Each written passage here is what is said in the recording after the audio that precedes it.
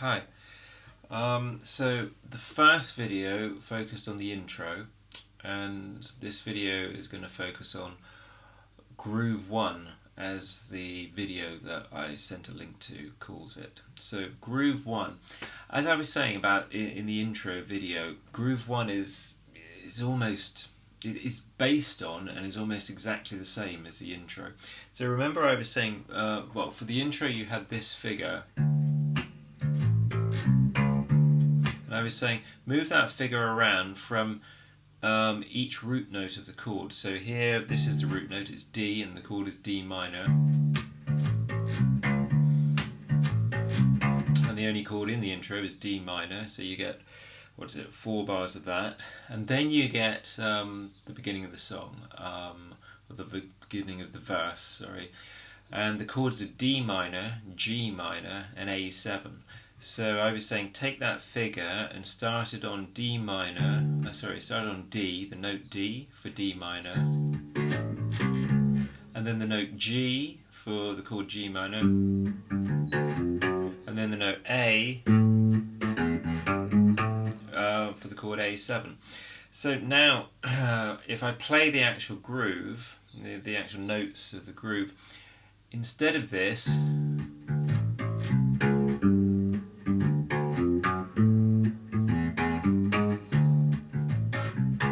it's almost exactly the same, but it's smoothed out. It's got changes to that figure to make the changes from one chord to the other easier and nicer in sound, easier on the ear.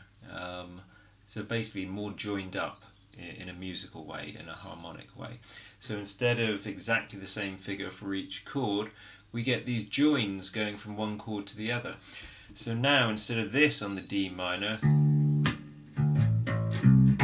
now this bit, as I said in the last video, this note is in the chord D minor, this note is in the chord D minor, and this note is in the chord D minor 7, so which is pretty much, which is a slightly more complex version of D minor. So those are all notes in the chord.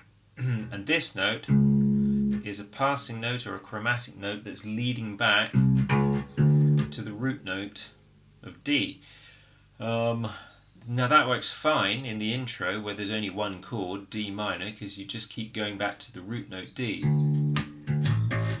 D, D, because the chord just keeps being a D chord, a D minor chord.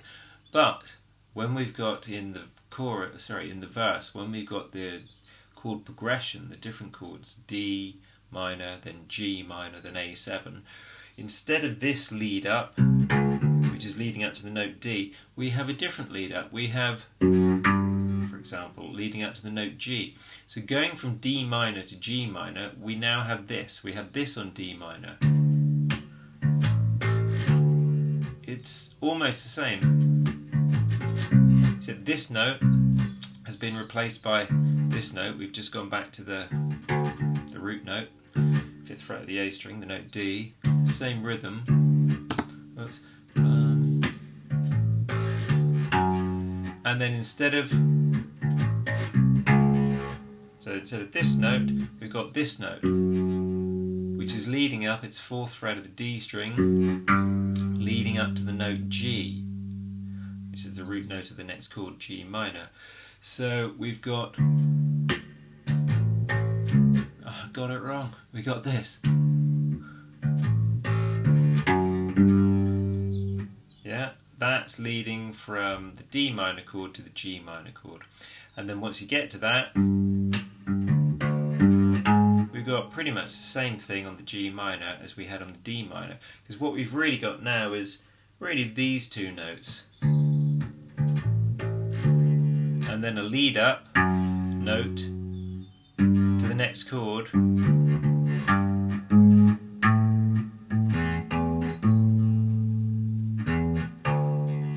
so now on D minor we basically have this 5th fret A string, 5th fret E string, then a lead up note to the G minor, which is 4th fret D string. This is all in the tab. that you can see in the video that I've sent you a link to. You know, the bass, when he's playing the bass line, and you've got the scrolling tab. So this is what we've got in D minor. Then we've got this lead up note, leading note to G, to the root note of the chord G minor, and then we've got this figure again of, just like we had on the D minor,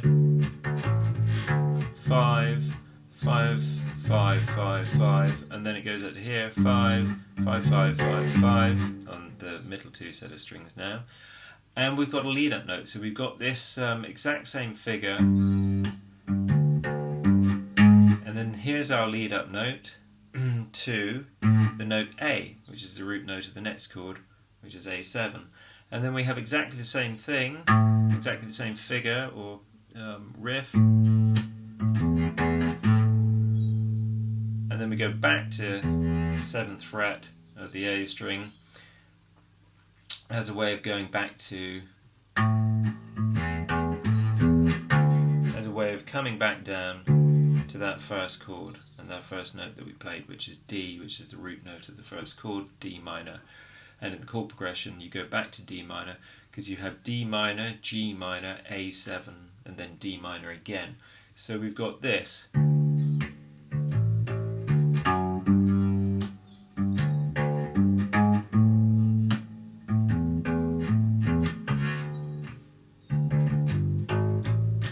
Okay, so that's the theory behind it.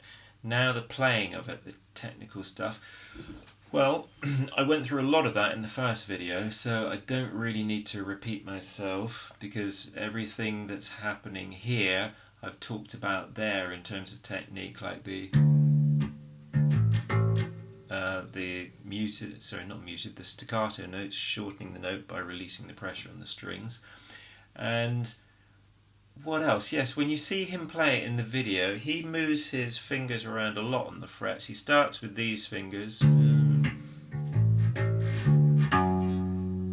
then I think he takes his first finger here for the lead-up note on the 4th fret of the D string, and then I think he uses fingers 2 and 3, and then he puts his first finger here on the 5th fret of the D string, so that he can have fingers 1, 2, 3 to get to the A chord, the A7, and then he's using fingers, I think, 2 and 3 again. And then he's back to his little finger.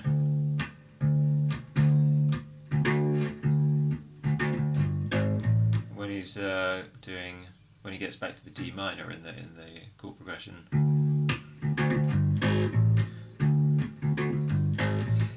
Have your little finger here when you get back to that D minor, where you've got 5, 5, 5, 5, 3, 4, 5.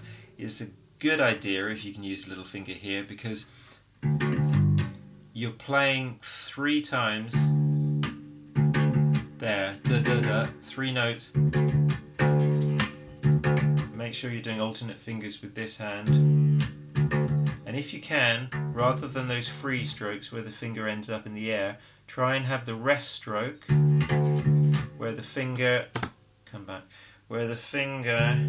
remember, comes to rest on the string above. So you pull through the string. It doesn't have to be hard. It can be a gentle pull through. Pull, and it comes to rest, and it comes to rest on the string above. Yeah. And you can see I'm resting my thumb on that low E string. Some people will rest it on the pickup. Let me just adjust that. So I could be resting my thumb on the pickup and doing the rest stroke, or I could be resting my thumb on the low E string and be doing the rest stroke. And you may think, well, what happens when you want to pick the E string? Well, if you're resting your thumb on the pickup, why can't I get in shot? If you're resting your thumb on the pickup, well, that's fine because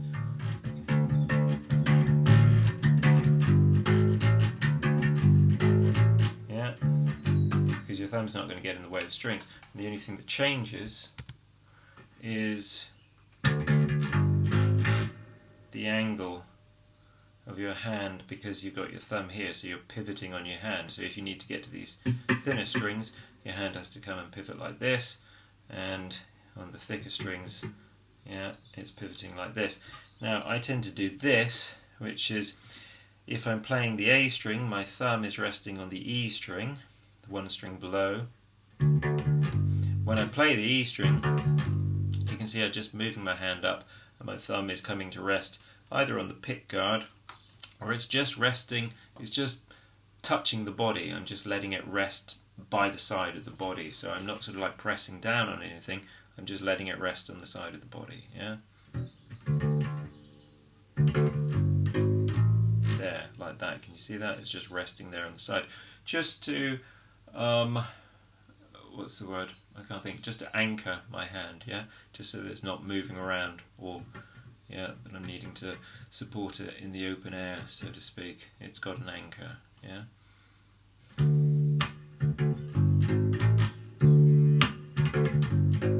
Now you put your thumb wherever you find most comfortable. Rest it on the body, rest it on the pickup, rest it on the string.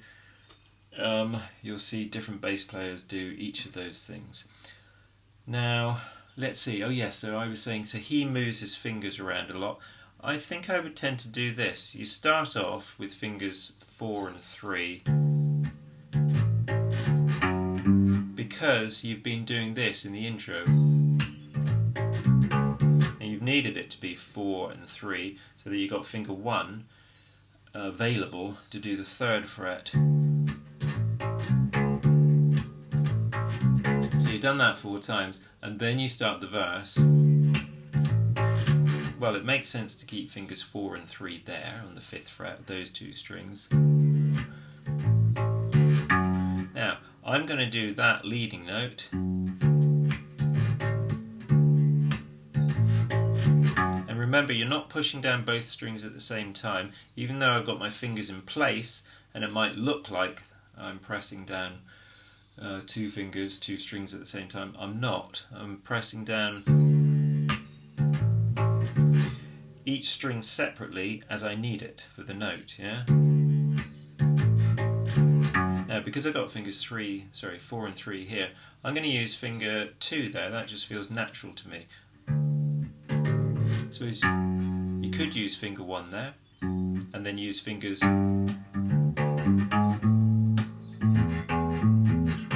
You could do that, use fingers 2 and 3 here. I think I'm going to tend to go, as I was playing it, without thinking, I did this. So I used finger 2 there, and then I just moved fingers 4 and 3 to the next set of strings, the middle strings now.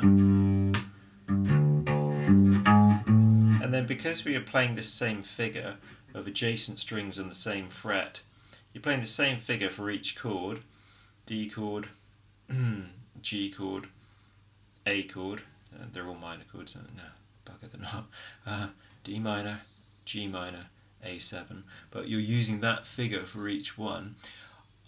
Because of that, I just tended to use the same fingers, yeah, fingers 4 and 3. So just taking that from here for the D chord, here for the G chord, G minor chord, and here for the A7.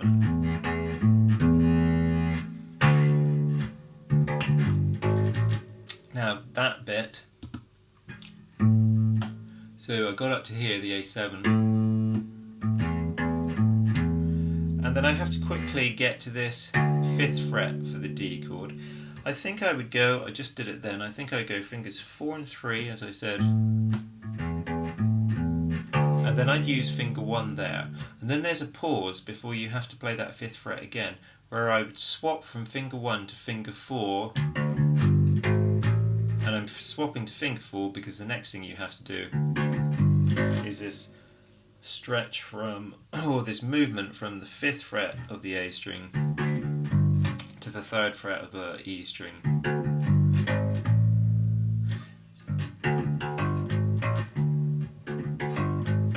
And this is where you really need, I seem to be getting lower. Okay, this in shot. This is where you really need, where you've got that fast, the 16th notes, they've got 2 tails, each of the notes. So you've got 3 notes on the 5th fret of the A string and they've got 2 tails. This is about 25 seconds in the video. Then you got that climb. Anyway, sorry, I was saying you really need your alternating fingers, your walking fingers, because it's fast. Bum, bum, bum, bum, bum, bum, bum, bum, bum, bum, bum, bum, bum, bum.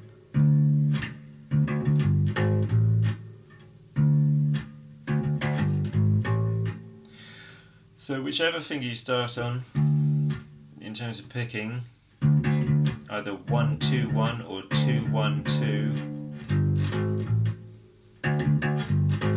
It doesn't really matter.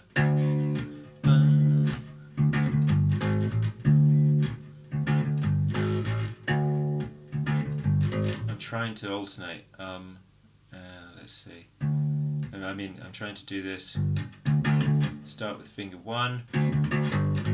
I think I just find it more natural to start that burst of 3 notes with finger 1, so I'm going finger in the picking hand. 1 2 1. But it's really fine if you go 2 1 2, whatever you find easiest. The main thing is that you're doing alternating fingers, because if you're trying to do that with one finger, it'd be difficult. And remember, really try and do the rest strokes. Okay, it's more of a bassist sound. Almost all bassists use rest strokes almost all the time. They occasionally use the free stroke where the finger ends up in the air, especially if they're playing 2 notes. It'd be very difficult to do rest strokes when you're playing 2 notes, so they tend to be free strokes when you're doing that. Oh god, this video's got long. Okay, so I'll end now. But that's okay, because I've basically covered what I wanted to say about this section of the song, the verse, groove 1, as they put it in the video. So this section of the song, the verse, is, like I said, just a variation of the intro, but we're just using this bit. And then instead of this bit, we've got the same timing, but we've got different notes leading to the next chord.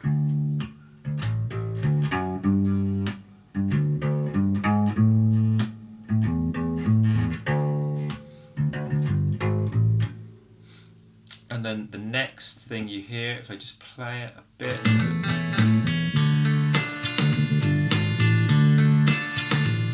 Yeah, and then the next, because it goes through that twice, and it does pretty much exactly the same thing, except in the last bar of D minor, instead of that, you've got something simpler. You've got,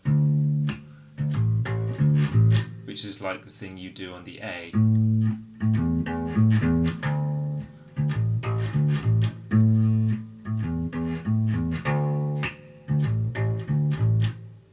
Okay, so hope that's okay for that section.